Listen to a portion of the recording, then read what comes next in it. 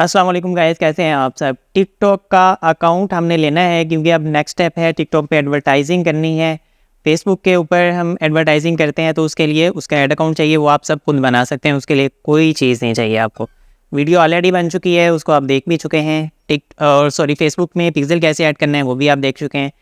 तो अब जो सबसे सस्ती और फौरी तौर पर स्टार्ट होने वाली मार्केटिंग है वो है टिकटॉक की।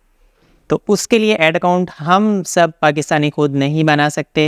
उसके लिए हमें ज़रूरत होती है एक थर्ड पार्टी की। थर्ड पार्टी क्या होता है कि हमें किसी एजेंसी की या किसी ऐसी कंपनी की ज़रूरत पड़ती है जो टिकटॉक से अप्रूवल लेके आपको एजेंसी अकाउंट प्रोवाइड कर सकती है।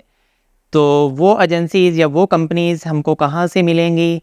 उसके लिए मार्केट में बहुत सारी वियतनाम की एजेंसीज़ काम कर रही हैं जो आपको टिकटॉक के ऐड अकाउंट प्रोवाइड करती हैं, और मोस्टली पाकिस्तानी वही यूज़ करते हैं। उसकी कोई कॉस्ट नहीं होती, फ्री ऑफ कॉस्ट आपको मिल जाता है और उसको आप यूज़ कर सकते हैं। टॉपअप करवा लेते हैं पैनियर से या आप USDT से बैलेंस ऐड कर सकते हैं उसमें।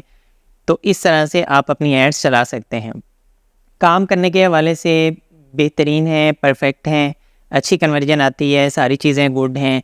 इसी तरह से कुछ और लोगों ने भी अपनी एजेंसीज़ बनाई हुई हैं टिकटॉक से रिलेटेड, तो उन्होंने भी अप्रूवल लिया है, वो भी आपको एजेंसी अकाउंट प्रोवाइड कर सकते हैं और वो थोड़े से पैसे भी चार्ज करते हैं। अब इन दोनों में फ़र्क क्या है, फ्री वाले में और जो लोग पैसे लेते हैं इसमें?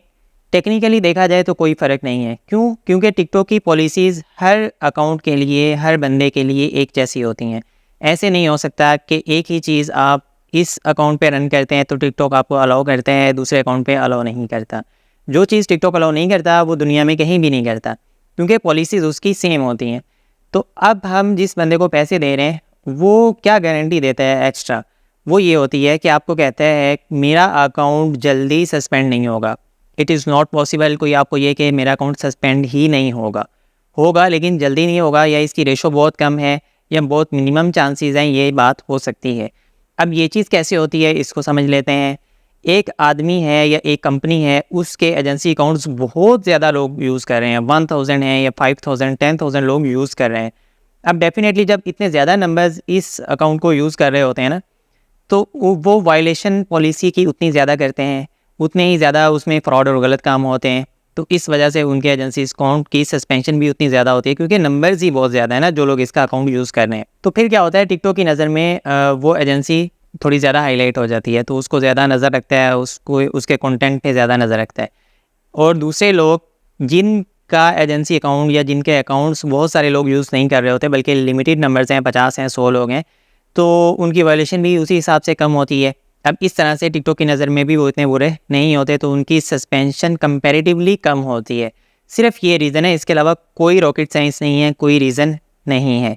तो आप पे डिपेंड करता है, आप फ्री वाला भी ले सकते हैं, उसको यूज़ करके ट्राई करके देख लें, आप पेड वाला भी ले सकते हैं। फ्री वाले में मेगा डिजिटल है, मिल मीडिया वगैरह पाकिस्तान में ये कंपनीज़ हैं, इसके अलावा भी 2-4 और हैं।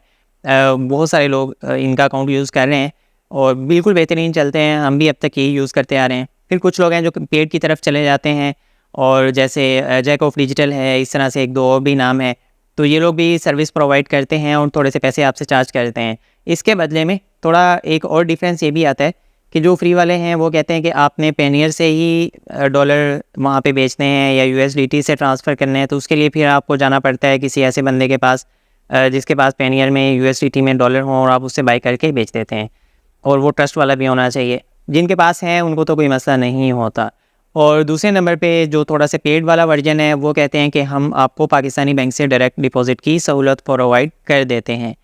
तो इस तरह से ये सारी चीज़ें चल रही होती हैं।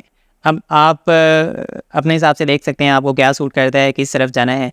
जिन फ्री वाली एजेंसीज़ का मैंने नाम लिया है उनको आप खुद भी सर्च कर सकते हैं, और उनके जो मैनेजर हैं या मेंबर्स हैं वो चेंज भी होते रहते हैं। तो अगर आपको कोई रिसोर्स चाहिए दरमियान में, तो मैं आपको एक नंबर शेयर कर देता हूँ।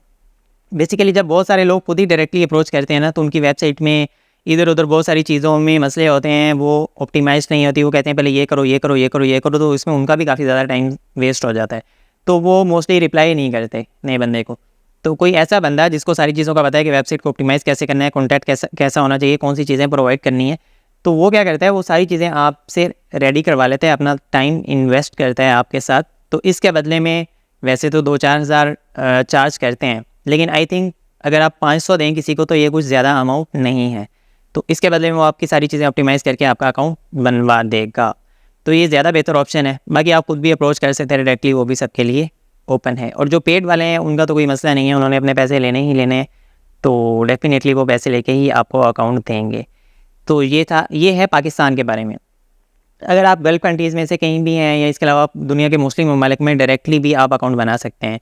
सऊदी अरेबिया, यूएई वाले तो जस्ट अपने फ़ोन नंबर के ऊपर टिकटॉक का ऐड अकाउंट बना सकते हैं और एडवर्टाइज़ कर सकते हैं, अपना बैंक अकाउंट भी अटैच कर सकते हैं डायरेक्टली टिकटॉक ऐड अकाउंट के साथ। उनके लिए कोई मसला नहीं है, उनको एजेंसी अकाउंट या इस तरह थर्ड पार्टी के पीछे नहीं फिरना चाहिए, वो अपना अकाउंट खुद ही बना सकते हैं।